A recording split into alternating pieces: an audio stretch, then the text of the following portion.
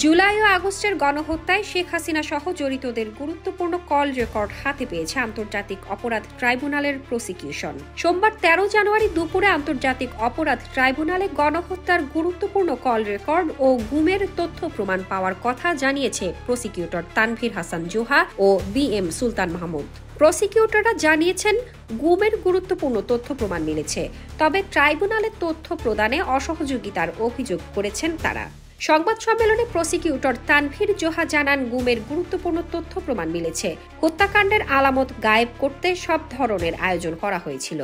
এদিকে সব কল রেকর্ডের ফরেনসিক পরীক্ষা করার জন্য CID-কে নির্দেশ দিয়েছেন আন্তর্জাতিক অপরাধ ট্রাইব্যুনাল। প্রসঙ্গত, আন্দোলনের নিহতদের সংখ্যা নিয়ে নানা আলাপ হলেও এর প্রকৃত সংখ্যা এখনও নির্ধারণ করা যায়নি। তবে স্বাস্থ্য ও পরিবার কল্যাণ মন্ত্রণালয়ের একটি তালিকা অনুযায়ী নিহতদের সংখ্যা ৭০৮। এর সংখ্যা নির্ধারণে তালিকা তৈরির কাজ চলমান।